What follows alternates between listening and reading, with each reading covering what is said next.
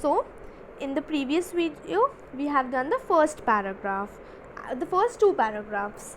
Okay, so in that paragraph let me give you a short summary and then I will explain you further. In the first paragraph, the poet described Amanda, a little girl who is always pointed her out by her mother for her mistakes and how she imagines her to be life to be.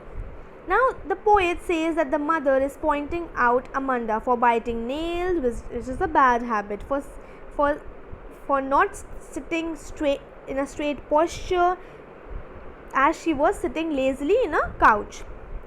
Now at this point of time, when she was being scolded by her mother, she imagines herself to be in a deep green sea. She says that she wants to be the only member living in that beautiful green sea, and she imagines herself like a mermaid who is alone there and leads her life in a relaxing way. She wants to be carried away by the waves of the water and feel this relaxing environment there. This is what we have done in the previous video. Now we will start with the second paragraph. Let's start.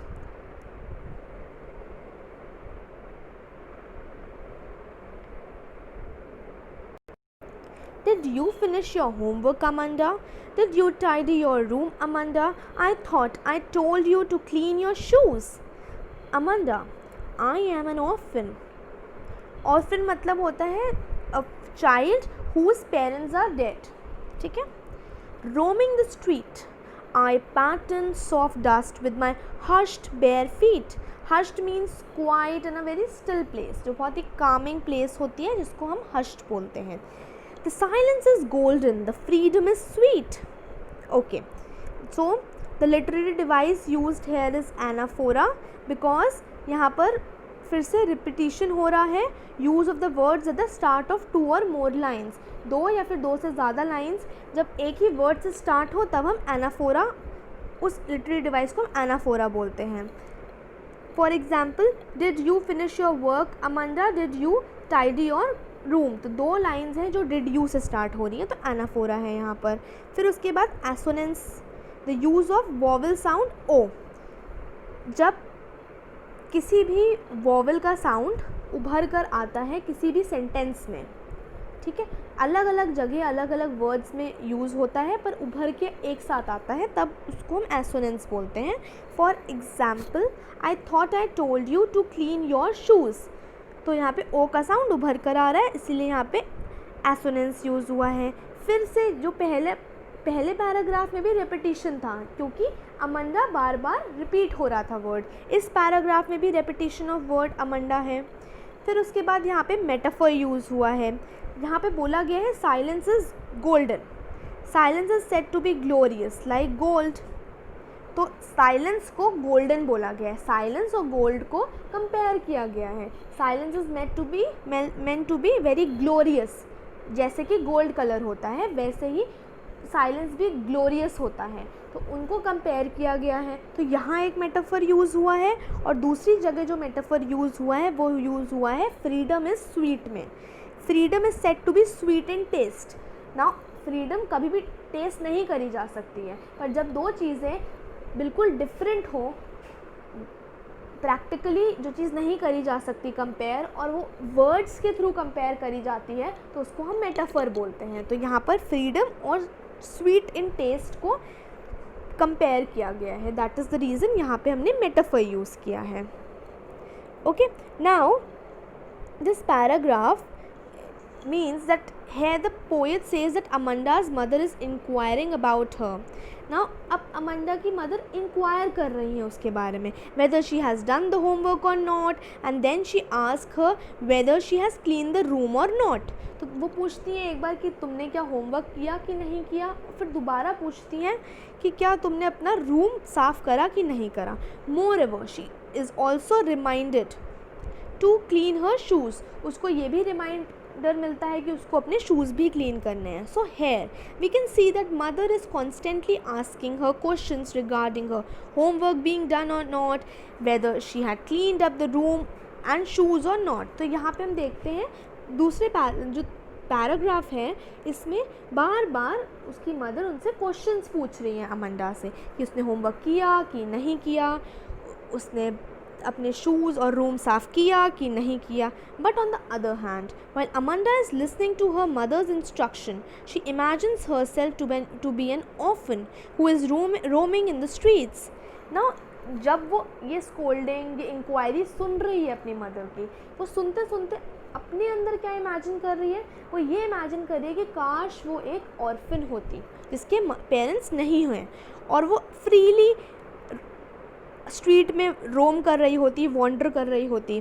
This means that she imagines if she would have been without parents, she would have walked freely in the streets. तो वो जब उसको डांट पड़ रही थी तो वो क्या इमेजिन कर रही थी कि अगर उसके पेरेंट्स नहीं होते तो वो अकेले घूम रही होती स्ट्रीट्स पर freely. She would have drawn designs on the soft dust with her uncovered feet very quietly. वो इस समय क्या कर रही होती, वो ये सोच रही है अगर वो ऑर्फन होती तो वो अपने बेयर फीट के साथ, बेयर फीट जिसमें आपने कोई भी सैंडल्स या शूज़ नहीं पहने, नंगे पैर, बेयर फीट मीन्स नंगे पैर, तो वो नंगे पैर किसी डस्ट में या किसी सैंड में कुछ डिज़ाइंस बना रही होती है एक जगह खड़ी होकर very quietly. This is what she was doing if she was an orphan. So we can see that she thinks opposite to her mother. Her mother wants her to keep everything neat and clean, but Amanda wants to play in dust with her bare feet. अब यहाँ से हमें समझ में आता है कि कैसे जो अमंडा की मदर कह रही है उससे और जो अमंडा सोच रही है वो कितना डिफ़र करता है. वो बिल्कुल ऑपोजिट है. जहाँ एक साइड उसकी मदर चाहती है कि वो नीट एंड क्लीन अपना रूम रखे, अपने शूज़ साफ़ कर ले, वहीं दूसरी साइड अमंडा को डस्ट से खेलना है, वो भी नंगे पैर, bare feet. Moreover, she is so fed up of these constant instructions from her mother that she says silence is golden, which means that silence is very crucial and precious. वो इतना थक चुकी थी बार बार लगातार के इंस्ट्रक्शन सुनते हुए अपनी मदर से कि वो लास्ट लाइन में कहती हैं दैट साइलेंस इज़ गोल्ड. इसका मतलब है साइलेंट, चुप रहना बहुत ही क्रूशियल है, बहुत ही इम्पॉर्टेंट है और बहुत ही अनमोल है, बहुत ही प्रीशियस है. She further says that freedom is sweet. That means she never feels free when she is with her mother. वो फ्रीडम को स्वीट कहती है, स्वीट एंड टेस्ट कहती है. इसका मतलब है कि वो कभी भी फ्री नहीं फील करती जब वो अपनी मदर के साथ रहती है. दैट इज़ द रीज़न उसे फ्रीडम का कितनी प्रीशियस है, कितनी अनमोल है, उसे ये पता है. And that is the reason उसने freedom को sweet कहा. Okay? Let's come to the another paragraph. Don't eat that chocolate, Amanda. Remember your acne. Acne means pimple. Will you please look at me when I am speaking to you, Amanda? I am Rapunzel. अब Rapunzel कौन है? Rapunzel एक girl है जिसके बारे में fairy tale है. You must have seen in Disney as well. इतनी सारी मूवीज़ आई हैं रपंजल पर, जिसके लॉन्ग हेयर्स हैं, ऐसे हेयर्स हैं जो कभी बंद ही नहीं होते ग्रो करना. ठीक है, तो रपंजल की स्टोरी ये थी कि उसको एक विच ने चुरा लिया था और उसको एक टावर में बंद कर दिया था. वो जो रपंजल उस विच को अपनी मदर समझती थी और वो उसने कभी भी बाहर की दुनिया नहीं देखी थी. उसने सिर्फ और सिर्फ उसने वही टावर देखा था और उसने सिर्फ और सिर्फ विच की शक्ल देखी थी और किसी की शक्ल नहीं देखी थी. बट वन डे जब विच बाहर गई होती है तो वो अपने बालों की वजह से, बालों की हेल्प से वो नीचे उतरती है और एक प्रिंस से मिलती है. एंड देन वो prince they fell in love with each other and then उसको अपने विच की सच्चाई पता चलती है एंड वो वापस अपने किंगडम लौट जाती है. This is the story of Rapunzel in short. Now यहाँ पे अब रपंजल का वर्ड यूज़ किया है उसने. And she said I have not a care, life in a tower is tranquil. Tranquil is calm, very quiet and rare. I certainly never let down my bright hair. Rare मतलब होता है very uncommon in nature. Okay, the literary device used here is allusion. Allusion मैंने आपको बताया था जब कोई imaginary creature use होता है पोएम में, तो उसको हम एल्यूजन बोलते हैं, ALLUSION। फर्स्ट पैराग्राफ में जैसे मरमेड यूज़ हुआ था, इस पैराग्राफ में रपंजल यूज़ हुआ है। रियल कैरेक्टर नहीं है बट ये इमेजिनरी कैरेक्टर है। देन उसके बाद यूज़ हुआ है एसोनेंस। एसोनेंस तब यूज़ होता है जब वॉवल का साउंड उभर कर आता है, ई और ओ का साउंड आ रहा है। Line number 3 of third paragraph, will you please look at me when I am speaking to you Amanda. तो यहाँ पे ई और यू का ई और ओ का साउंड आ रहा है। कॉन्सोनेंस यूज़ हुआ है, जैसे एसोनेंस होता है बिल्कुल उसका उल्टा कॉन्सोनेंस होता है। कॉन्सोनेंस में कॉन्सोनेंट साउंड आता है। कॉन्सोनेंट क्या होते हैं, A to Z, AEIOU 5 vowels होते हैं, और जितने बचे हुए लेटर्स होते हैं उसको हम कॉन्सोनेंट बोलते हैं। जो कॉन्सोनेंट होता है वो जब किसी लाइन में अलग अलग जगह यूज़ होता है सेम कॉन्सोनेंट, और सेम कॉन्सोनेंट का साउंड उभर कर उस लाइन में आता है, तो उसको उस लिटरेरी डिवाइस को हम कॉन्सोनेंस बोलते हैं। तो यूज़ ऑफ साउंड आर आ रहा है। In line I am Rapunzel, I have not a care and bright hair, तो इन सब में आर का साउंड आ रहा है, ठीक है। फिर रेपिटेशन भी यूज़ हुई है, जैसे सारे पैराग्राफ्स में यूज़ हुई है। अमांडा बार बार रिपीट करा गया है word, that is the reason बार बार रेपिटेशन का इस्तेमाल किया गया है। Now this paragraph means that now Amanda's mother is disallowing her to eat chocolates। Amanda की जो मदर हैं वो उसे मना कर रही हैं बार बार चॉकलेट खाने के लिए। She reminds her of pimples that Amanda faces due to eating chocolates. Chocolate खाने से पिंपल हो जाते हैं, तो उसकी मदर यही उसे रिमाइंड करवा रही है कि कैसे उसको पिंपल्स हो जाते हैं when she Yeats chocolate. At last, she scolds her for not paying attention to what her mother says, and at the end, वो उसको इसलिए डांट रही हैं क्योंकि अमांडा उनकी बात नहीं सुन रही है, कोई अटेंशन नहीं दे रही है। When she is scolding her, at this moment, Amanda imagines herself to be a Rapunzel. Now, इस मोमेंट में अमांडा क्या इमेजिन कर रही है? अमांडा इमेजिन कर रही है her being a Rapunzel, ठीक है। Rapunzel was a character from a fairy tale that was captured in a tower by a witch। जैसे मैंने आपको बताया, Rapunzel एक फेरी टेल कैरेक्टर है जिसको विच ने एक टावर में बंद कर दिया था। The witch used to climb the tower with the help of long hairs of Rapunzel। Rapunzel के मैजिकल हेयर्स थे, और वो जो हेयर थे वो आप उसको वो बढ़ते ही जाते थे, बढ़ते ही जाते थे और बढ़ते ही जाते थे। दे वर गोल्डन इन कलर।